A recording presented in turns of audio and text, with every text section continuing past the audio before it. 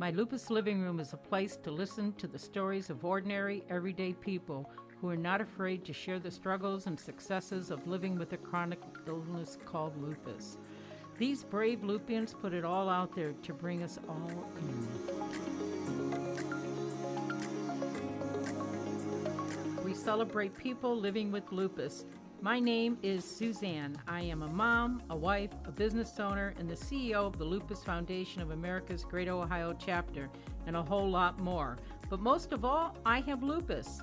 My purpose and my passion are to help other people with lupus. For me, lupus was a lonely, miserable, misunderstood disease, and I'm here to tell you that today it doesn't have to be. I want to talk more about the things we do not normally talk about.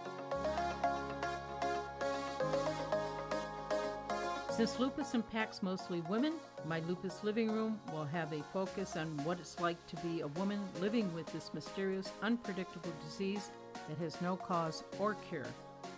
I know that many would love to connect with others that have lupus.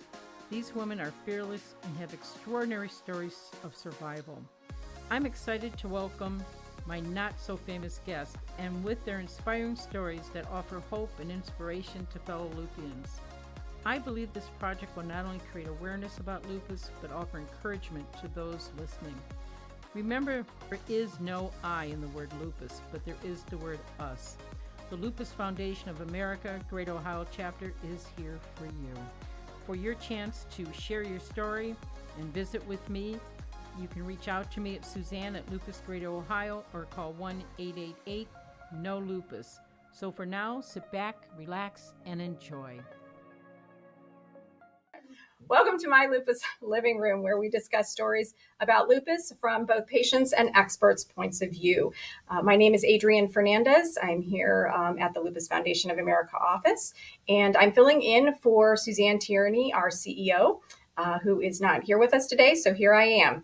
I am the lead project coordinator here, and I want to make sure that you know that everything we talk about is not the opinion of the Lupus Foundation of America, and you should always refer to your physician about anything that we discuss here today before you take action.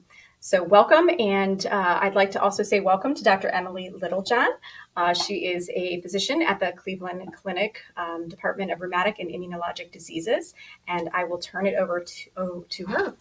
Thank you, Adrienne. As Adrienne mentioned, I'm the director of the Lupus Clinic at the Cleveland Clinic main campus. And I wanted to come on here today and talk about some new and emerging therapies in lupus. It's been a very exciting time in the lupus world, both in the scientific world and also in the treatment space. And we finally have a lot of options to really offer our patients to help with new symptoms, old symptoms, and just management going forward.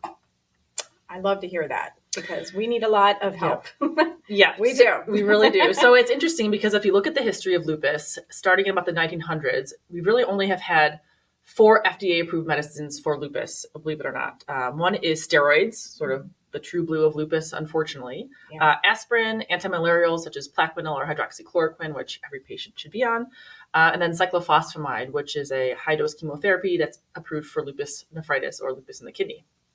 So really the next big hallmark happens in 2011 when belimumab or Benlysta was approved for lupus. And this was actually the first time a drug was approved just for lupus. So these other medicines were used in other spaces for other diseases. And with belimumab being approved, we had the first lupus drug that was born.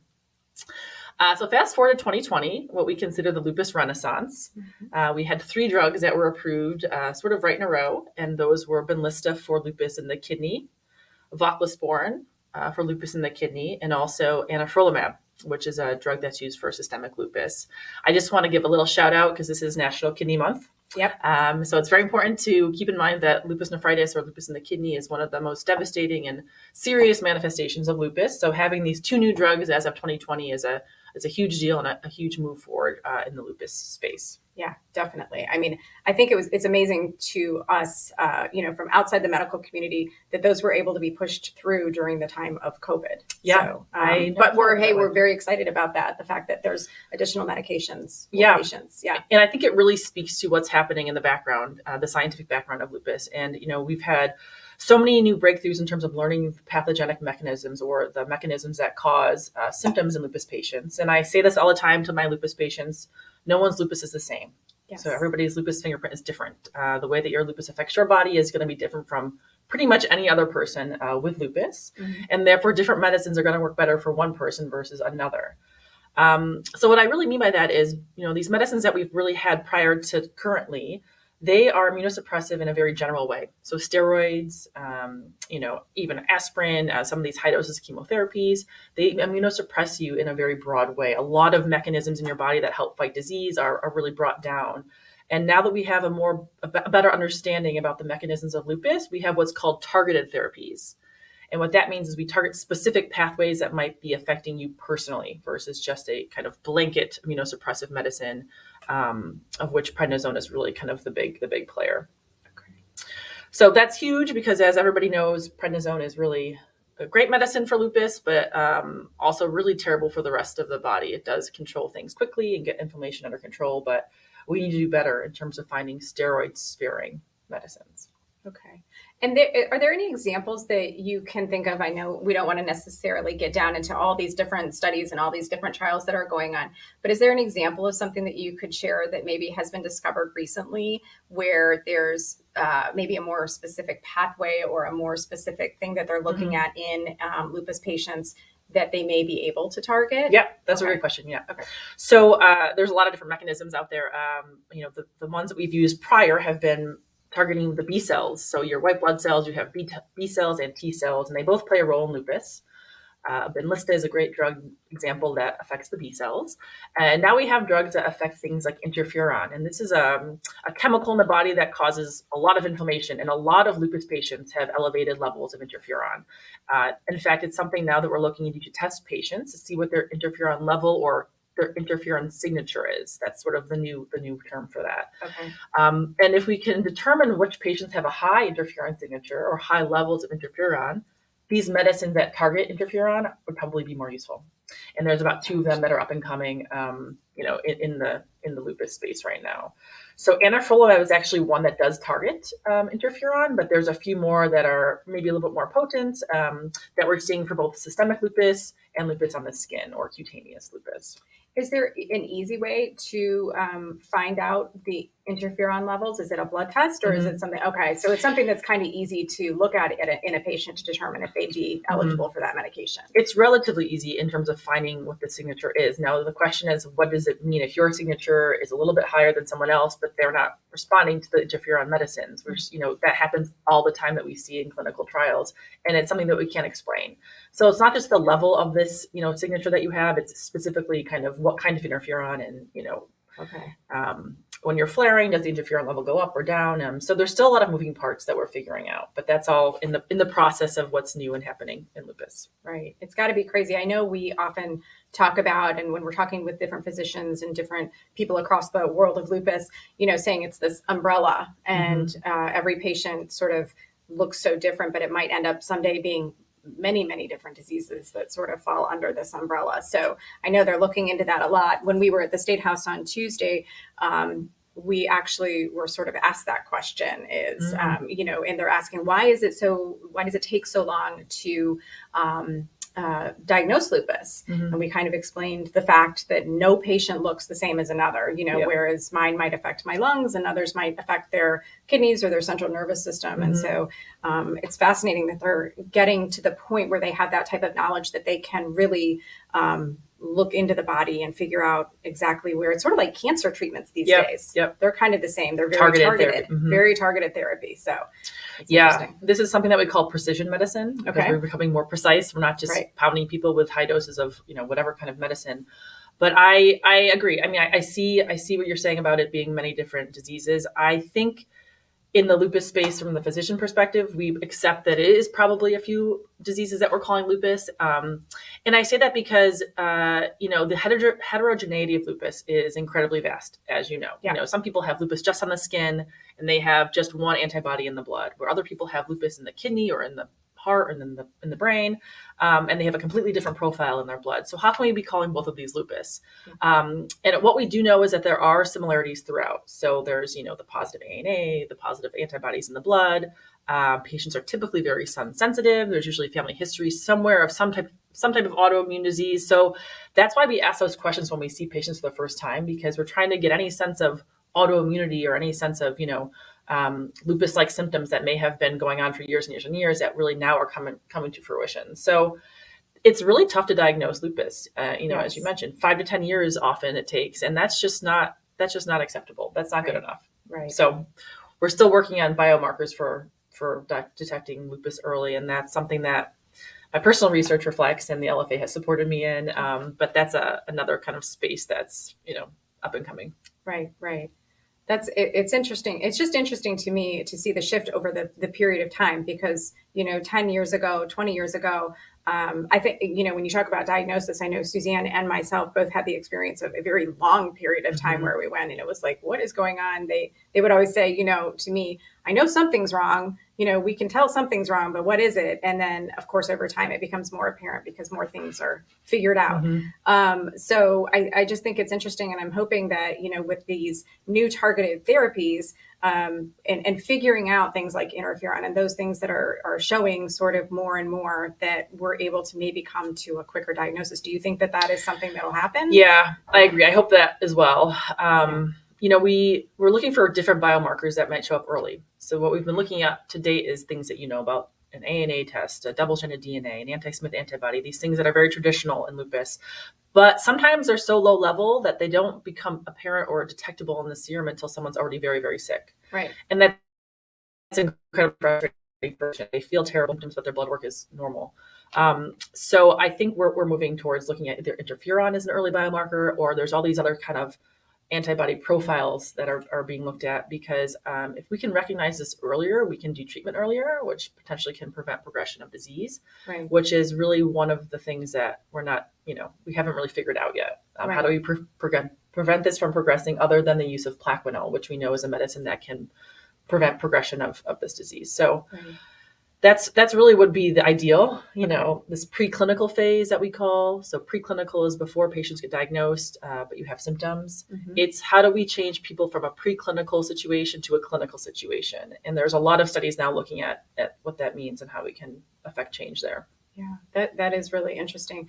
And do you feel like, I guess with some of these tests and some of the medications that are being developed in response to some of the symptoms that are, or I guess the blood work or various clinical things that are directing the development of these drugs, are most of these drugs sort of in the, I guess, monoclonal antibody space? Like, are we targeting, is that it? Or are there going to be some that are pill form? Yeah, that's a great question. Yeah.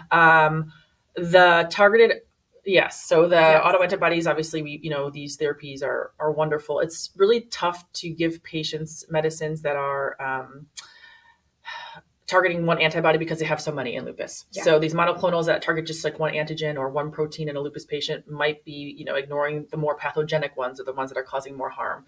So we are doing that. A lot of the meds that we have now are looking at different, pathways to target one antigen or one receptor. Anifrolumab is one of them, and a lot of these new ones, litifilimab, they are also doing that as well. But some of the most exciting new therapies that are coming out are actually looking to target many different receptors. And let me give you an example about that. So CAR T therapy is this new hot thing in lupus. I have a lot of lupus patients who come in and they say, Dr. Littlejohn, I've read about CAR T. I've heard of it myself, so I do want to talk about it. It's really exciting. It's very interesting, but I just want to warn everyone that it's very preliminary. So the studies that have been done have had 5 patients total.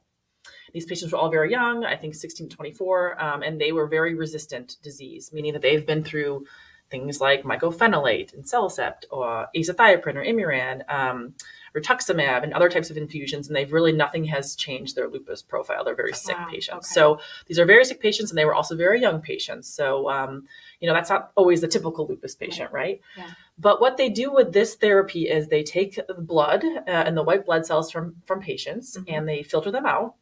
And then they infect them with a viral vector, which then gets ingrained into your cells that have been taken out, and then they put them back in you. Okay. And that viral vector then can target lupus cells. So it basically kind of kills lupus cells using your own body's supply of white blood cells. Interesting. Yeah. So we take these white blood cells out, we give the patient chemotherapy in the meantime to kind of reset their body and hopefully calm down the lupus, and then we transfect their cells and put them back in them. Okay. So it's not a bone marrow transplant, but the idea is the same in that you are taking out, these very important cells, doing something to them and putting them back in. Okay. I think it's very promising. All 5 of these patients went into remission. Wow. All 5 of these patients, they couldn't find evidence of their disease, and they were able to kind of completely come off medicines eventually. They only followed them for a short amount of time. It wasn't on the span of years. I think it was a year and a half. So we're still understanding those 5 patients. But if we're able to kind of harness this therapy, this CAR T cell therapy, I think it would be, change the game. Absolutely. Because it's almost like putting someone into remission very quickly. Yeah. We just don't have the data to show that you can sustain the remission. Right. And is it done one time? Yes. So far it's done one time. And a lot of sites around here, actually including Cleveland Clinic, have been chosen to do another kind of phase 2 of this trial. So we're looking at, to do these things, we just need to get more data and more data over time, because as you know, all these new medicines come with side effects and risks, and we wouldn't want to introduce another problem to a patient who's already very sick with lupus. So for sure. That sounds, I don't know. It sounds, always from a patient perspective, you're thinking about, we have a lot of people call in and they're like, well, my doctor wants me to start on Benlysta, for example, but I'm afraid of needles. You know what I mean? And so I think patients a lot of times are weighing, do I really want to do this? What's the side effects? They're always going through that process. That one sounds kind of nice because it's sort of like at this point a one and done. It is nice, but it does require a 2-week hospitalization. I will say that. Okay, so it's it would be nice if it works, right? Yes. Because then we can put people in remission. But go to the hospital for 2 weeks, be done with lupus. Yes. And I don't want to romanticize it and say that it's perfect, because I do think it's arduous. You're taking this people's blood out, they're getting high doses of chemo for 14 days, and then we put them back in and we watch them for a while. So anytime you reintroduce, anything that's immune changing or immune modifying back into the body, there's a chance to flare. There's a chance to have a reaction, allergic or otherwise. So again, there's a lot of potential side effects, which is what we're still figuring out. But the initial data with those 5 patients was very promising. That's exciting. So it's just an exciting time to be in the lupus space and in the treatment space in particular. But I think, in the next 5 years, things will absolutely change. Yeah. It's crazy to me, as we were talking before this, just in the last 10 years, let alone, all the things that have changed, let alone what we're heading into. And I know that other diseases are feeling the same thing. They're becoming, medicine's becoming so targeted, and they're able to just really figure out a lot more, which is very exciting from a patient perspective. I'm sure it's really exciting from a physician perspective as well, but I like to hear that. Are there any other therapies that you're kind of seeing on the horizon that look super promising? So I think targeting the B cells is very promising. I know, like I mentioned, we have belimumab, which is a similar medicine. There's other medicines that are targeting these inflammatory, they're called cytokines. So basically they're like factors to increase growth of a lot of our immune cells. And instead of, having monoclonals that target these cells directly, it kind of targets things that promote the cell growth. Okay. And so potentially it's a little bit more gentle and not as invasive to the body to do that. There are some drugs out there, again, looking at interferon receptors versus the interferon itself. And I think there's a lot there to be said, because interferon is seemingly playing a huge role in our lupus patients. And then, of course, those medicines that affect the T cells, such as voclosporin or tacrolimus, which we've already had. But there's a lot to kind of be done in that T cell space as well. So I think there's probably other drugs out there that are even phase 1 that I don't even know about, that are different mechanisms, but those are the ones that I think we're most excited about. So my vision would be in the future that when we see a new patient and they're diagnosed with lupus, we can do some sort of test that would say, okay, start them on Plaquenil, and then what's the next step? So should we try a B cell depleter like Benlysta, or should we go right to something that's an antimetabolite like Cellcept or azathioprine?